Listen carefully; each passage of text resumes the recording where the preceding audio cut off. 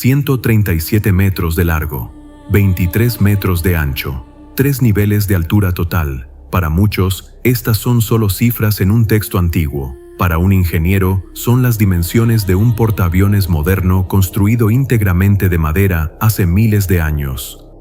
La orden fue directa, clara y sobrenaturalmente específica. Hazte un arca. Pero, ¿cómo pudo un solo hombre, sin maquinaria pesada y sin tecnología naval, levantar una estructura capaz de resistir el colapso de un planeta? Hoy en El Sabio Investiga vamos a dejar de lado las ilustraciones infantiles. Vamos a construir el arca paso a paso, centímetro a centímetro, desde la química del betún hasta la física de su columna vertebral. ¿De dónde sacas madera que no se pudra con el agua? ¿Cómo haces para que un barco tan gigante no se parta por la mitad con la primera ola? Y lo más importante, ¿cómo respiraban miles de animales ahí dentro sin asfixiarse? No fue suerte, fue una tecnología que hoy nos sigue volando la cabeza. Prepárate, porque hoy vamos a levantar, viga por viga, la construcción más solitaria y asombrosa de la historia. Vamos a descubrir los secretos de un plano que medía exactamente. Todo gran proyecto de ingeniería, por muy avanzado que sea, comienza necesariamente en el suelo. No puedes construir una estructura de 137 metros de longitud en cualquier terreno baldío. Para Noé, el primer gran desafío técnico no fue la madera, ni los animales, ni el diseño. Fue la geología. Un barco de este tamaño, cargado con miles de toneladas de peso muerto, vigas, suministros y carga viva, ejercería una presión colosal sobre la superficie de la Tierra. En ingeniería civil, sabemos que si el suelo cede aunque sea unos pocos centímetros en un extremo, mientras el otro permanece firme, la estructura sufre una tensión diferencial. Para el arca, esto habría sido fatal. La quilla se curvaría, los encajes de madera se romperían bajo la torsión y el arca colapsaría sobre sí misma mucho antes de ser terminada. Noé necesitaba un terreno perfectamente nivelado y, sobre todo, geológicamente estable, pero aquí surge un problema técnico que el registro antiguo menciona y que pocos analizan con rigor. En aquel mundo prediluviano, no llovía de la manera en que lo conocemos hoy. En su lugar, una neblina constante subía de la tierra y saturaba toda la superficie del suelo. Para un constructor de estructuras pesadas, esto es una pesadilla logística. El suelo saturado de agua se comporta como el lodo o como una gelatina bajo presión, no tiene capacidad de carga. Por esta razón, antes de colocar la primera viga de ciprés, Noé tuvo que diseñar y ejecutar un sistema de ingeniería hidráulica y drenaje perimetral. Imaginen a Noé y sus hijos cavando profundos canales alrededor del área de construcción para desviar la humedad natural del subsuelo, creando una isla de tierra seca y firme. No fue un trabajo rápido. Tuvo que nivelar el terreno a mano, posiblemente utilizando niveles de agua primitivos para asegurar que la base fuera perfectamente horizontal. Cada metro cuadrado tuvo que ser compactado manualmente, golpeando la tierra con piedras pesadas hasta crear una plataforma artificial que debiera resistir décadas de construcción bajo una presión constante y creciente. Esta fase de preparación, que muchos ignoran, fue el cimiento invisible que permitió que el arca no se hundiera en el barro antes de que llegaran las aguas. Una vez que el suelo fue asegurado, llegó el momento de la selección de materiales. La instrucción divina fue inflexible: madera de ciprés o madera gopher en algunas traducciones. Pero, ¿por qué este tipo de madera específicamente? No fue una elección estética ni basada en la disponibilidad inmediata. El ciprés es conocido en la botánica y la ingeniería forestal por su extraordinaria resistencia a la putrefacción y su alta densidad resinosa. En el mundo antiguo, estos árboles no eran los pequeños ejemplares ornamentales que vemos hoy en los cementerios o jardines. Eran gigantes de la naturaleza, columnas de madera sólida con troncos masivos que habían crecido durante siglos en un clima de humedad constante. Sin embargo, aquí es donde debemos dimensionar el esfuerzo físico. Derribar un bosque de estos colosos utilizando únicamente herramientas de la edad de bronce o incluso de piedra tallada es una labor de una brutalidad física que escapa a nuestra comprensión moderna. Noé y sus hijos tuvieron que enfrentar jornadas de trabajo que se extendieron por años, dedicadas exclusivamente a la tala y al desrame. Pero derribar el árbol era, técnicamente, solo el 10% del trabajo. El verdadero problema de ingeniería era la logística de transporte. Cómo mueves un tronco de 10 o 15 toneladas a través de kilómetros de terreno virgen sin el apoyo de maquinaria, motores o incluso caminos pavimentados. La solución fue la aplicación de la ingeniería de rodillos, una técnica que más tarde usarían las grandes civilizaciones para mover obeliscos y piedras de pirámides. Noé tuvo que fabricar rodillos cilíndricos a partir de troncos menores y colocarlos bajo las grandes vigas de ciprés. Utilizando un sistema complejo de cuerdas de fibra natural trenzada y palancas de madera dura, la familia movía los troncos metro a metro, ganando terreno con un esfuerzo hercúleo. Cuando el tronco avanzaba, los rodillos que quedaban atrás debían ser recogidos y vueltos a colocar al frente de la marcha. Era un proceso lento, peligroso y agotador. Un solo error de cálculo, una cuerda que se rompe o un rodillo que se desvía, y toneladas de madera habrían aplastado a un hombre en un segundo. Cada viga que finalmente llegaba al astillero no era solo madera, era una victoria de la física y la perseverancia sobre la imposibilidad material. Con el terreno preparado y los troncos de ciprés finalmente acumulados en el astillero, Noé se enfrentó al que probablemente sea el mayor desafío en la arquitectura naval, la creación de la quilla. En náutica, la quilla no es solo una pieza de madera, es la columna vertebral de la embarcación. Es el eje central que debe absorber todas las fuerzas de flexión y torsión que el océano ejerce sobre el casco. Si la quilla es débil, el barco se quebranta, es decir, se dobla por la mitad y se desintegra bajo su propio peso. Pero aquí surge un dilema de ingeniería que parece insuperable. No existe ningún árbol en la naturaleza, ni siquiera los cipreses gigantes del mundo antiguo, que mida 137 metros de largo de forma continua. ¿Cómo logró Noé crear una viga de esa longitud que fuera lo suficientemente flexible para no romperse, pero lo suficientemente rígida para mantener la forma del arca?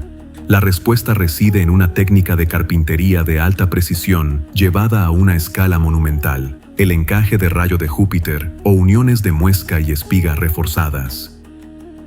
Imagina a Noé trabajando durante semanas en un solo extremo de un tronco. No podía simplemente poner un tronco detrás de otro. Eso no tendría resistencia estructural. Tuvo que tallar complejos dientes de sierra y muescas profundas en los extremos de los troncos masivos para que encajaran unos dentro de otros, como las piezas de un rompecabezas tridimensional. Pero el encaje por sí solo no era suficiente para soportar la presión de las olas. Para asegurar estas uniones, se utilizó la técnica de las cabillas de madera de sacrificio. Estas cabillas eran clavos de madera de una densidad muy superior a la del ciprés, como el roble o el ébano. Noé perforaba la unión de los dos troncos y golpeaba estas cabillas a presión. Lo fascinante de esta ingeniería es que cuando el arca finalmente tocara el agua, la madera de las cabillas se expandiría ligeramente por la humedad, bloqueando la unión de tal manera que la quilla se convertía en una sola pieza monolítica. Esta columna vertebral, compuesta por múltiples segmentos, debía ser colocada sobre el terreno con una precisión absoluta. Un solo centímetro de desviación en la base se traduciría en metros de error estructural al llegar a la cubierta superior. Noé no tenía láseres ni niveles ópticos. Utilizaba la gravedad, cuerdas tensadas y plomadas para asegurar que el corazón del arca fuera recto como una flecha. Una vez que la quilla estuvo consolidada y anclada en el suelo seco, el siguiente paso fue el levantamiento de las cuadernas, que en términos sencillos son las costillas del barco. Estas son las vigas curvas que suben desde la quilla y definen la forma del casco. Estamos hablando de piezas de madera que debían elevarse a más de 10 metros de altura sobre el suelo. En una época sin grúas hidráulicas ni motores de combustión, levantar vigas de varias toneladas de peso requería un dominio absoluto de la física de palancas y poleas de madera. Para lograr esto, Noé probablemente tuvo que construir un sistema de andamios de madera y rampas de tierra compactada. Imaginen el esfuerzo. Para cada costilla del arca, debían empujar y elevar la madera utilizando tracción humana y cuerdas de cáñamo o fibras naturales trenzadas. Pero el desafío no era solo levantarlas, sino asegurar su simetría. Si el lado derecho del arca pesaba más que el izquierdo, o si un lado era más curvo que el otro, el barco sería inestable y volcaría al primer contacto con el agua. Para resolver esto, Noé no utilizó planos de papel que se habrían desintegrado con la humedad del ambiente. La ingeniería sugiere que utilizó plantillas de escala real, grabadas directamente en el suelo nivelado del astillero. Cada costilla se fabricaba siguiendo estas marcas en el suelo y luego se subía a su posición final. Una vez arriba, estas costillas se encajaban en la quilla mediante mortajas profundas, unos agujeros tallados en la quilla donde la costilla entraba a presión. Para mantener estas costillas en su lugar mientras se construía el resto, Noé utilizó vigas transversales que conectaban un lado con el otro, creando una especie de jaula torácica gigantesca. Cada vez que una nueva costilla se erguía, el arca dejaba de ser un montón de madera para convertirse en un esqueleto arquitectónico que empezaba a proyectar una sombra intimidante sobre el paisaje. El mundo miraba esta estructura y solo veía una locura geométrica, pero Noé estaba aplicando las leyes de la estática y la resistencia de materiales milenios antes de que se escribieran en los libros de texto.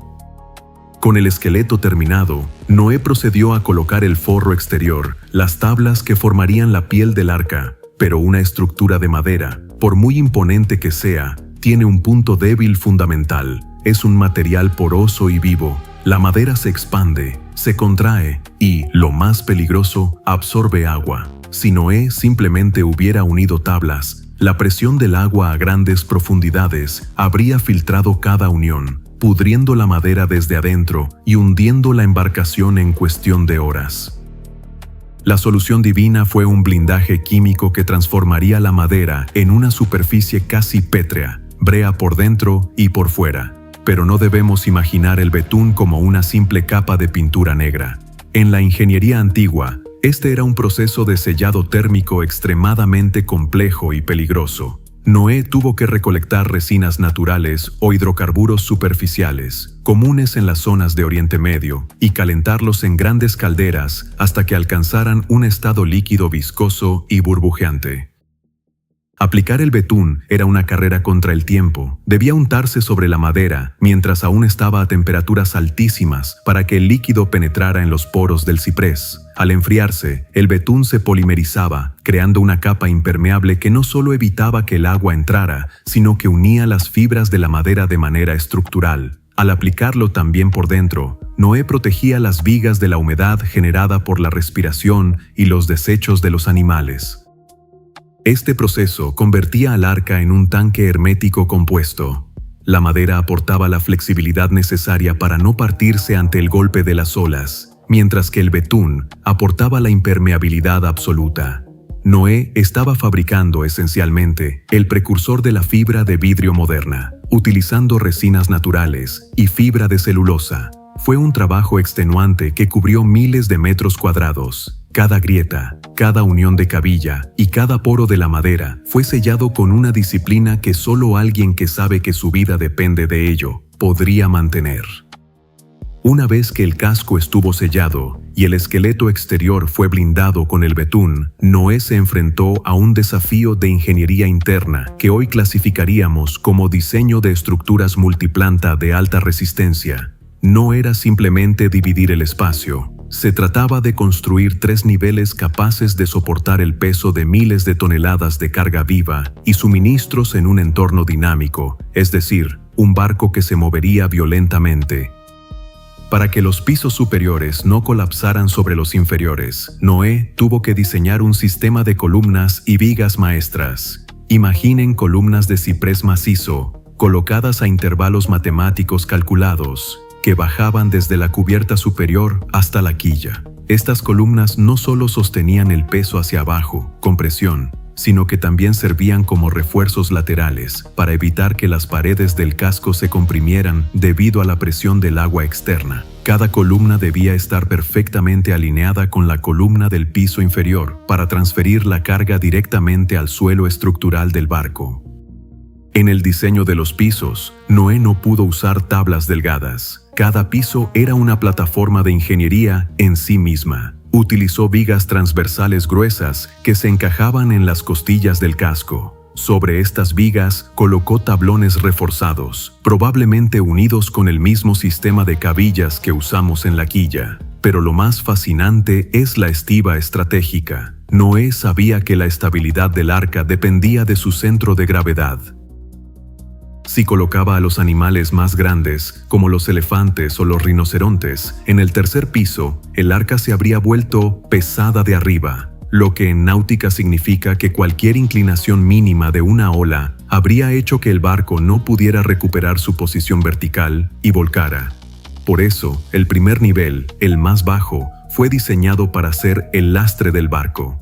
Allí, el suelo estaba reforzado con vigas dobles para soportar las pisadas de animales de hasta 6 toneladas. Este peso en el fondo del casco actuaba como un contrapeso natural, permitiendo que el arca, a pesar de su forma de caja, fuera increíblemente difícil de hundir. Con los 3 niveles construidos, surgió una pregunta logística fundamental. ¿Cómo llevas a una pareja de elefantes o a grandes herbívoros al nivel inferior del barco una vez que el casco está casi terminado? Noé no tenía ascensores ni grúas de carga. La solución fue la construcción de rampas internas helicoidales o de ángulo bajo. Estas rampas no eran simples escaleras, debían ser lo suficientemente anchas para el paso de 2 animales grandes y tener una inclinación que no superara los 15 grados para evitar que los animales resbalaran o se negaran a subir. Noé tuvo que revestir estas rampas con madera rugosa o incluso con capas de tierra y paja compactada para dar tracción a las pezuñas y garras. Además, estas rampas cumplían una función estructural secundaria, actuaban como arriostramientos diagonales, reforzando la rigidez del interior del arca contra las fuerzas de torsión. Cada rampa conectaba los niveles de manera que el flujo de animales y de la familia de Noé fuera eficiente, permitiendo que el suministro de comida bajara desde el tercer nivel, donde estaban los graneros, hasta el primero, con el mínimo esfuerzo posible. Haber construido un casco estanco y haber distribuido el peso era solo la mitad de la batalla. Una vez que la estructura estuvo cerrada y la puerta asegurada, Noé se enfrentó a un enemigo invisible pero mortal: la acumulación de gases tóxicos. Imaginen el escenario técnico: miles de seres vivos en un espacio cerrado, generando calor corporal constante, exhalando dióxido de carbono y, lo más peligroso, produciendo gases metánicos derivados de los desechos orgánicos. En un entorno de humedad extrema, sin un sistema de flujo de aire, el arca se habría convertido en una cámara de asfixia en cuestión de días. La solución técnica que Noé implementó fue el Zohar. La Biblia lo describe como una abertura de un codo de altura, aproximadamente 45 a 50 centímetros, que recorría la parte superior de la embarcación. Pero para un ingeniero de ventilación, esto no era una simple ventana, funcionaba bajo el principio de convección térmica. Como el aire caliente producido por los cuerpos de los animales sube, Noé diseñó el interior para que el aire fluyera desde los niveles inferiores hacia arriba, a través de los huecos de las rampas y las escaleras. El aire viciado, cargado de amoníaco y calor, buscaba naturalmente la salida en el techo, mientras que la diferencia de presión atraía aire fresco desde el exterior. Noé tuvo que diseñar deflectores de madera inclinados para que, aunque la lluvia cayera con una fuerza devastadora desde arriba, el agua no inundara los niveles superiores, permitiendo que el arca respirara, incluso en medio de la mayor tormenta de la historia. Fue el primer sistema de aire acondicionado pasivo, a gran escala, diseñado para mantener un ecosistema vivo en condiciones de aislamiento total.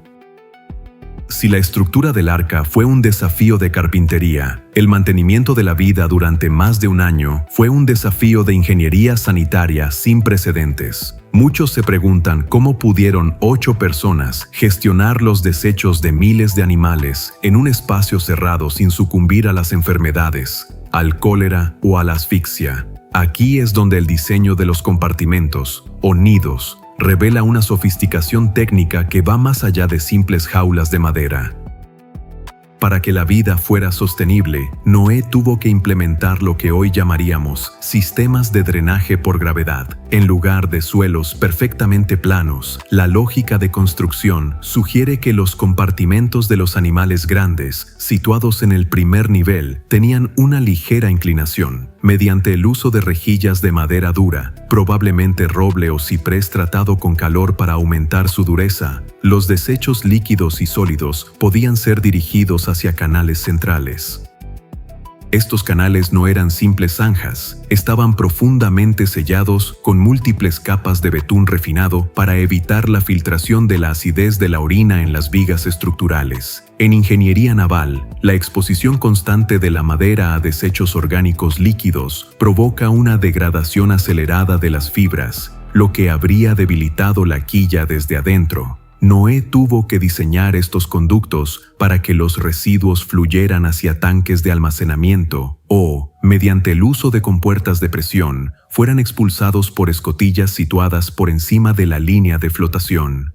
La gestión de residuos no era solo una cuestión de limpieza, era una medida de protección para la integridad misma del barco. Pero el verdadero enemigo no eran los residuos visibles, sino el amoníaco. En un entorno cerrado, la urea se descompone y libera amoníaco, un gas tóxico que es más denso que el aire y tiende a acumularse en los niveles inferiores, justo donde estaban los animales más pesados. Si Noé no hubiera previsto esto, el primer nivel se habría convertido en una cámara de gas en cuestión de horas. El diseño del flujo de aire, combinado con el uso de materiales absorbentes como la propia viruta sobrante de la construcción y paja seca tratada con cal o ceniza, permitía neutralizar parte del pH de los desechos, manteniendo la atmósfera interna en un nivel de toxicidad manejable. Imagina el volumen de alimentos necesarios para mantener una población diversa durante 370 días. No estamos hablando de un par de sacos de grano, hablamos de toneladas de biomasa que debían ser preservadas de la humedad, los hongos y las plagas. El tercer nivel del arca no era solo un espacio para vivir, era un centro de logística avanzada y almacenamiento hermético. Noé tuvo que dominar la ciencia de la deshidratación para maximizar el espacio y reducir el peso. Gran parte del forraje para los herbívoros tuvo que ser compactado en bloques secos, una técnica que reduce el volumen y retrasa la fermentación. Pero el mayor reto era el agua potable. Aunque el mundo estaba cubierto de agua durante el diluvio, esta agua estaba cargada de sedimentos, cadáveres, salinidad y restos orgánicos. Era totalmente imbebible. El arca necesitaba sus propias cisternas de agua dulce. Se estima que Noé construyó enormes tanques internos, posiblemente integrados en la estructura misma de los mamparos, recubiertos de betún purificado para recolectar el agua de lluvia a través del sistema del techo. Esta agua no se bebía directamente, se filtraba mediante capas de arena de sílice y carbón vegetal, una técnica de purificación antigua que eliminaba impurezas y bacterias. La distribución de esta agua por los 3 niveles, sin bombas hidráulicas, dependía de un sistema de conductos de madera que aprovechaban el balanceo del barco y la gravedad para mover el líquido hacia los bebederos. Cada rincón del arca estaba calculado. 1 kilogramo de exceso en un silo de grano a estribor tenía que ser compensado con agua en babor. Noé no solo era el constructor, era el primer gestor de inventarios críticos de la historia planetaria. Existe un desafío técnico que a menudo se pasa por alto: la visibilidad. En un barco de 23 metros de ancho, los niveles inferiores habrían estado en penumbra total, pero Noé enfrentaba una paradoja mortal. El arca era una gigantesca pira de madera seca, sellada con betún inflamable y llena de toneladas de paja y gas metano. El uso de fuego abierto de forma masiva era una invitación al desastre. ¿Cómo resolvieron el problema de la luz sin incendiar el barco? Aquí entra la ingeniería lumínica indirecta. El diseño del Zohar no solo permitía la salida de aire, sino que actuaba como una claraboya cenital. Mediante el uso de superficies internas pulidas con aceites o incluso el uso de metales bruñidos, la luz del día se reflejaba hacia abajo por el hueco de las rampas centrales. Para las áreas donde la luz natural no llegaba, la investigación sugiere el uso de lámparas de aceite de combustión lenta, protegidas por recipientes de cerámica gruesa y colocadas en nichos de piedra aislados del contacto con la madera. Noé tuvo que diseñar un protocolo de seguridad contra incendios que hoy consideraríamos de vanguardia. Cada fuente de luz estaba fija, aislada y protegida contra el balanceo del barco para evitar derrames. La gestión de la luz era operativa. Sin ella, no se podían detectar filtraciones en el casco ni enfermedades en la carga viva. Cuando la puerta se selló, la ingeniería de construcción dio paso a la ingeniería de supervivencia. Sin embargo, el desafío que enfrentó el arca no fue una simple tormenta tropical. El registro antiguo describe un evento geofísico de magnitudes apocalípticas. Se rompieron todas las fuentes del gran abismo. En términos de geología y mecánica de fluidos, esto sugiere una actividad tectónica masiva a escala global. Estamos hablando de erupciones volcánicas submarinas y la apertura de fisuras en la corteza terrestre que liberaron agua confinada a presiones hidrostáticas inimaginables. El arca, por lo tanto, no solo tuvo que lidiar con la flotabilidad, sino con ondas de choque subacuáticas y turbulencias de gran escala. Aquí es donde el diseño del casco rectangular revela su genialidad técnica. En la ingeniería naval moderna, un casco con forma de cofre tiene un coeficiente de estabilidad estática altísimo. Al no tener una quilla afilada diseñada para la velocidad, el arca no intentaba cortar el agua, lo que habría sido peligroso ante olas erráticas de diferentes direcciones. En su lugar, el arca se comportaba como una plataforma de desplazamiento masivo. Cada vez que una onda de choque golpeaba el costado de la estructura, la inercia de sus miles de toneladas de peso, combinada con la elasticidad de las uniones de ciprés, absorbía la energía. La madera, a diferencia del acero o el hormigón, tiene una capacidad natural para flectar sin fracturarse. Las uniones de rayo de Júpiter que mencionamos antes permitían que la quilla se curvara ligeramente bajo la presión de las olas y luego recuperara su forma original. Fue una sinfonía de ingeniería viva, miles de vigas crujiendo al unísono, distribuyendo la carga de los impactos a través de toda la jaula estructural de las costillas y los mamparos internos. Una de las preguntas más frecuentes en la ingeniería de este proyecto es ¿cómo se dirigía el arca? La respuesta técnica es que no se dirigía, y eso fue una decisión de diseño crítica. En un océano global convulso, tener un timón o velas habría sido una debilidad estructural. Un timón, bajo la presión de corrientes de diferentes direcciones, habría actuado como una palanca, ejerciendo una torsión innecesaria sobre la popa que podría haber arrancado parte del casco. Al ser una estructura de deriva pura, el arca se mantenía en la superficie siguiendo las corrientes de menor resistencia. Sin embargo, para evitar que el barco rodara sobre su eje, vuelco, Noé dependía de la estabilidad de forma y la estabilidad de peso. La relación entre el ancho, 23 metros, y la altura, 13 metros de calado potencial, aseguraba que el metacentro del barco estuviera siempre por encima de su centro de gravedad.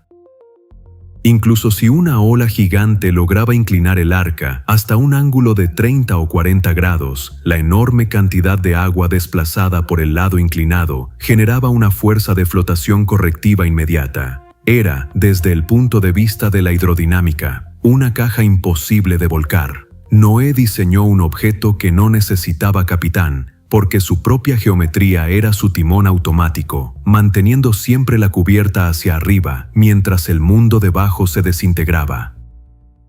A menudo olvidamos el factor humano en esta proeza técnica. 8 personas estuvieron confinadas en una estructura de madera durante más de un año. Desde la perspectiva de la psicología de misiones extremas, similar a la que se estudia hoy para viajes a Marte, el entorno del arca era una pesadilla sensorial. el sonido dentro de la embarcación debe haber sido ensordecedor y constante. El ruido del agua golpeando el casco se amplificaba por la caja de resonancia que era el interior de madera hueca. A esto se sumaba el crujido de las vigas bajo tensión y el clamor de miles de animales en estado de estrés. Para gestionar esto, Noé tuvo que aplicar conceptos de sonificación acústica. Los compartimentos de la familia y las áreas de descanso probablemente estaban situados en la parte superior y central, protegidos por capas adicionales de forraje y suministros que actuaban como aislantes acústicos naturales. La gestión del tiempo fue otra herramienta de ingeniería mental. Noé implementó una disciplina de mantenimiento rigurosa. Cada día, la familia debía inspeccionar los niveles de agua de las cisternas, verificar la integridad de las compuertas de desechos y monitorear la ventilación del Zohar. Esta rutina no solo era necesaria para la supervivencia física, sino que servía como un ancla psicológica. En un mundo donde el horizonte había desaparecido y no había puntos de referencia, el trabajo técnico era lo único que mantenía la cordura. Noé no solo fue el ingeniero del barco, fue el primer director de una misión de aislamiento total, comprendiendo que en un sistema cerrado, el orden operativo es el único escudo contra el colapso emocional. A menudo, la narrativa popular se centra exclusivamente en la carga zoológica del arca, pero desde el punto de vista de la ingeniería de biosistemas, salvar a los animales era inútil si no se salvaba la base de la cadena alimentaria, la flora. El diluvio no fue solo un exceso de agua dulce, fue una mezcla caótica de sedimentos, salinidad extraída de los océanos y una presión hidrostática que erradicó la mayor parte de la vegetación terrestre. Para que el mundo fuera habitable de nuevo, Noé tuvo que diseñar el primer banco de germoplasma o bóveda de semillas de la historia.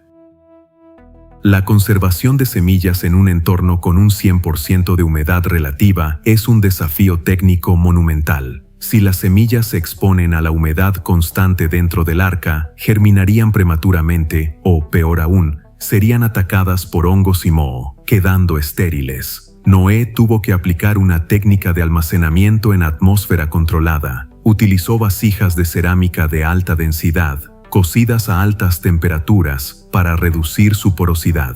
Cada tipo de semilla fue secado previamente, posiblemente aprovechando el calor de las calderas de betún durante la construcción, y luego sellado herméticamente con cera de abejas o resina de ciprés purificada. Estas vasijas no se colocaron en cualquier lugar. Se ubicaron en lo que hoy llamaríamos zonas de estabilidad térmica, probablemente en el centro del tercer nivel, protegidas de las vibraciones directas del casco y de las fluctuaciones de temperatura. Noé no solo guardó granos básicos, tuvo que prever la reforestación del planeta, guardando esquejes y bulbos en recipientes con tierra seca y sellada. Fue una operación de logística biológica que aseguró que, al bajar las aguas, el ciclo de la fotosíntesis pudiera reiniciarse de inmediato. Después de meses de navegación a la deriva, el arca enfrentó su última gran prueba estructural, el asentamiento sobre los montes de Ararat. En ingeniería naval, el momento en que un barco toca tierra se conoce como varada y es extremadamente peligroso. Si el arca tocaba una roca puntiaguda mientras el nivel del agua bajaba, todo el peso de la estructura se concentraría en un solo punto, lo que podría fracturar la quilla y partir el barco. Sin embargo, la robustez de las vigas transversales y el diseño de fondo plano permitieron que el arca se asentara de manera gradual, distribuyendo su peso muerto sobre el terreno irregular. Pero el desafío para Noé y su familia no terminó al tocar tierra. Al abrir la puerta, se enfrentaron a una atmósfera transformada. La geofísica sugiere que el diluvio alteró la presión barométrica y la composición de la capa de ozono del planeta. La familia de Noé pasó de un ambiente de presión interna constante y aire cargado de humedad a una atmósfera más delgada y con una radiación solar más directa. Este cambio requirió un proceso de aclimatación biológica. No pudieron soltar a todos los animales de golpe. La salida tuvo que ser una operación de logística coordinada por especies. Los animales más resistentes salieron primero para explorar el terreno lodoso, mientras que los más delicados permanecieron en el refugio del arca hasta que los primeros brotes verdes, provenientes de las semillas que Noé había preservado, comenzaron a estabilizar el suelo. El arca pasó de ser un barco a ser la primera estación de investigación y base de recursos del Nuevo Mundo. Incluso después de cumplir su propósito en el mar, el arca siguió siendo una obra maestra de la utilidad técnica. Una estructura de madera de ese tamaño, situada en una zona donde la vegetación aún no se había recuperado, se convirtió en la mayor mina de materiales del planeta. La madera de ciprés, ahora impregnada de betún y endurecida por la presión y el tiempo, era el material de construcción más valioso que existía. La ingeniería de Noé permitió que su familia no tuviera que empezar de cero absoluto. Utilizaron las vigas interiores, las puertas y los paneles para construir los primeros asentamientos humanos permanentes. Las técnicas de encaje que Noé perfeccionó durante décadas fueron transmitidas a las siguientes generaciones, convirtiéndose en la base de la carpintería y la arquitectura de las civilizaciones antiguas. Al observar el arca desde una perspectiva estrictamente técnica, nos damos cuenta de que no estamos ante un simple relato de supervivencia, sino ante un prototipo de ingeniería de sistemas. Noé integró la hidrodinámica, la gestión de residuos, la logística alimentaria, la purificación de aire y la conservación biológica en una sola máquina de madera. Fue un proyecto que desafió todas las leyes de la probabilidad y que, miles de años después, sigue dándonos lecciones sobre la resistencia, la previsión y la capacidad del ingenio humano cuando se alinea con un propósito superior. Hoy en El Sabio Investiga, hemos recorrido cada clavo de madera y cada litro de betún. Hemos analizado por qué el arca no se hundió, por qué sus habitantes no asfixiaron y cómo una estructura de la Edad de Bronce pudo anticipar principios de ingeniería que hoy consideramos modernos. La historia de Noé es la prueba de que, ante el colapso inminente, la preparación técnica y la fe en el diseño son las únicas herramientas capaces de construir un puente hacia el futuro. Si este análisis exhaustivo te ha volado la cabeza, no olvides suscribirte, darle a la campana y compartir este video con quienes aún creen que el arca era solo un barco de cuentos. La ciencia y la historia se dan la mano en este canal para revelarte lo que otros prefieren ignorar. Soy tu narrador, y esto ha sido la verdadera ingeniería del arca de Noé. Hasta la próxima investigación.